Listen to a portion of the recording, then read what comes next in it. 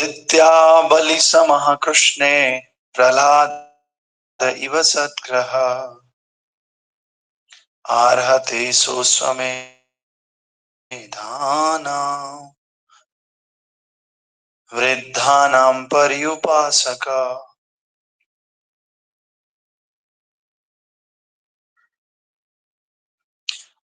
धृत्या बलि समः कृष्णे प्रह्लाद इव सद्ग्रह आहर्ति सोऽस्वमेधानां वृद्धानां पर्युपासकः। धृत्या बलि समः कृष्णे प्रह्लाद इव सद्ग्रह आहर्ते सोऽस्वमेधानां वृद्धानां पर्युपासकः।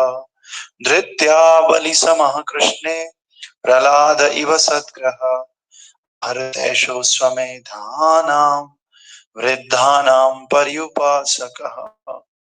You can repeat. हरे कृष्ण प्रणाम। धृत्या बलि समा कृष्णेः प्रह्लाद इव सद्ग्रहाः अहर्तेषु स्वमेधानं वृद्धानं पर्युपासकाः। हरे कृष्ण और कोई? प्रभु। Yes, Pray. धृत्या बलिसमा कृष्णे प्रह्लाद इव सद्ग्रह आहार्ते तेषु समेधानं वृद्धानं पर्युपासका। हरि बोल। और कोई?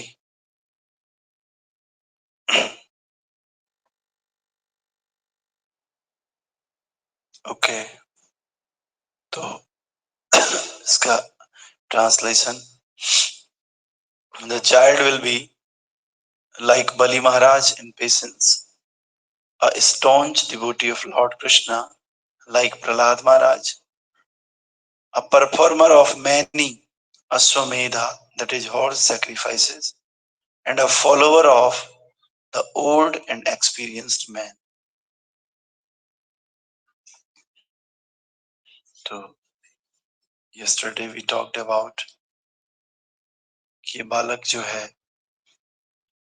हमने देखा था साक्षात भगवान श्री कृष्ण के जैसे होगा, दूसरा रंति देव के समान होगा, और तीसरा ययाति महाराज के समान होगा। तो भगवान श्री कृष्ण के चरण चिन्हों का ये पालन करेगा व्यक्ति, और उदार होगा ये रंति देव की तरह, और धर्म में ये, ठीक है। तो आज हम बात कर रहे हैं धृत्या बलि समः कृष्णे। तो प्रह्लाद इव सदग्रह आहर तैसो स्वमेधानां वृद्धानां पर्युपासक। ये बालक धैर्य में बलि महाराज के समान होगा, और प्रह्लाद महाराज के समान श्री कृष्ण का अनन्य भक्त होगा, और ये अनेक अश्वमेघ यज्ञों को संपन्न करने वाला होगा तथा वृद्ध एवं अनुभवी व्यक्तियों का अनुयायी होगा। आज भी हमारे पास चर्चा करने के लिए बलि महाराज हैं, दूसरे प्रह्लाद महाराज हैं, तीसरे अनेक अश्वमेघ यज्ञों को संपन्न करने वाले भक्त हैं। और क्या कर रहे हो आप? हरि बोल। तैयार हो जाए क्या? गमछा लपेट के जा रहे?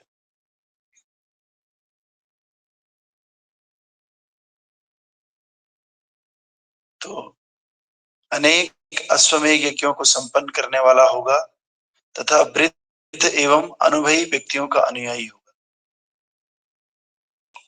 तो बलि महाराज और प्रह्लाद महाराज, ये दोनों ही भगवान श्री कृष्ण के अनन्य भक्त थे।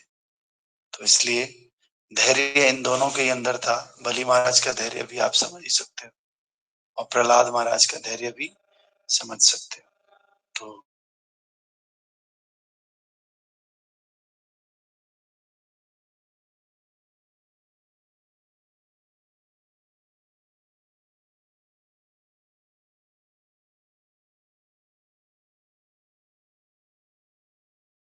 जो परीक्षित महाराज की तरह हैं, जो बड़े लोगों की बातों को समझते हैं, जो ये समझते हैं कि बड़े लोग थोड़ा सा अनुभवी हैं।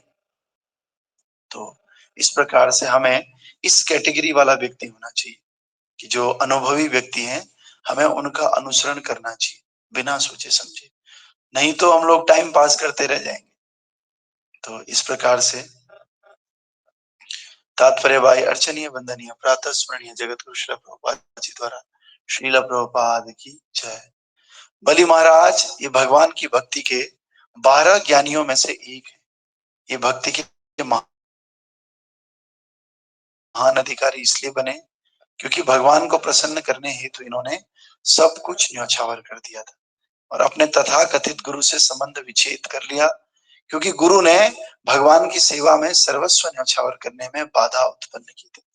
धार्मिक जीवन की सर्वोच्च सिद्धि बिना किसी कारण के या किसी प्रकार के सांसारिक व्यवधान के भगवत भक्ति की अहेतु की अवस्था प्राप्त करना है।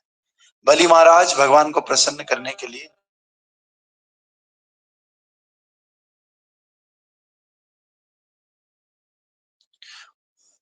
तो फिर इनको बलि महाराज के पास आते हैं, आकर के इनसे 3 पग भूमि मांगते हैं और 3 पग भूमि में 2 पग भूमि में ही इनकी सारी की सारी जमीन जो इनके संपत्ति है खत्म हो जाती है। तो फिर तीसरा पैर कहाँ रखेंगे? तो बलि महाराज बोलते हैं मेरे सर में रख दो। जैसे ही सर में रखते हैं पाताल पहुंच जाते हैं बलि महाराज।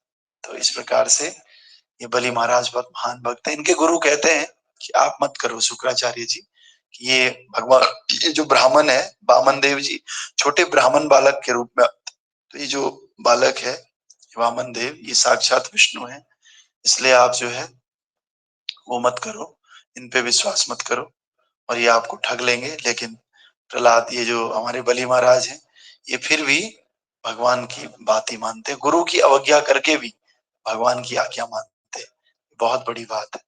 तो प्रहलाद महाराज इसीलिए गुरु जब भी कृष्ण विरोधी हो तो उस गुरु का त्याग कर देना चाहिए, उस गुरु को गुरु नहीं मानना चाहिए। हाँ, गुरु का एक ही काम है कृष्ण की तरफ लेकर जाना। तो प्रहलाद महाराज वे भगवान श्री कृष्ण के महान भक्त थे।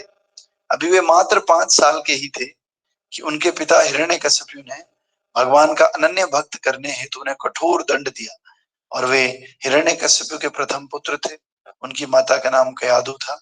प्रहलाद महाराज महाभागवत थे क्योंकि उन्होंने अपने पिता का वध भगवान नरसिंह देव के हाथों होने दिया।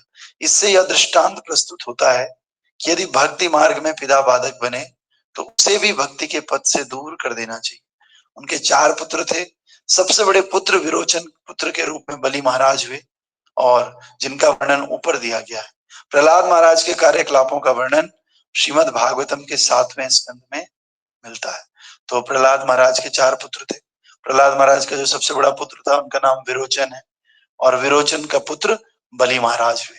ठीक है, तो इस प्रकार से हम प्रहलाद महाराज के बारे में तो जानते ही हैं, भक्ति के बहुत बड़े आचार्य हुए। और इन्होंने कहा कि जब इनके साथ वाले सारे लोग खेल कूद में जाते थे और अपना जीवन व्यतीत करते थे तो ये लोग ये भगवान का नाम करते थे।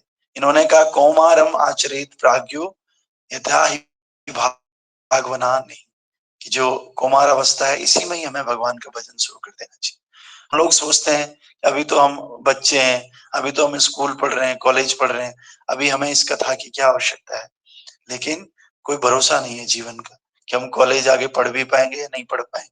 कल का भरोसा नहीं है कब हमारा जीवन खत्म हो जाए।